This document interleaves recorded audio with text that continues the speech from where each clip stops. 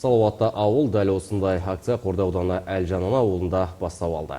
Шараның көздегені қоғамның және мемлекеттің органдардың назарын ауыл тұрғындарының денсаулығына сақтауға аудару. Сонымен қатар тұрғындар арасында салауатты өмір салтын қалыптастыруға үлес қосу.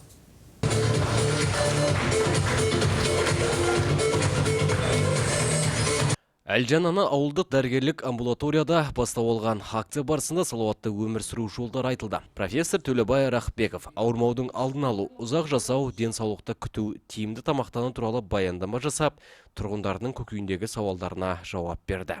Сіздердің аудандарыңызда, орталық ауруханаларыңызда өте жақсы үлкен бір шара жасалып жатыр. Бастапқы медико-санитарлық көмек көрсету жүйесінде үздік тәжірибелер орталығы ашылғалы тұр. Бұның негізгі мақсаты, үздік тәжірибелер орталығының негізгі мақсаты адам және адамның қажеттіліктеріне бағытталған барлық медициналық, әлеуметтік, психологиялық көмектің бәрін біріктіре отырып адамға көрсету. Ауданда алғаш рет енгізіліп отырған салауатты ауыл акциясы аясында атқарылатын жұмыстар жайы толық тарқатылды.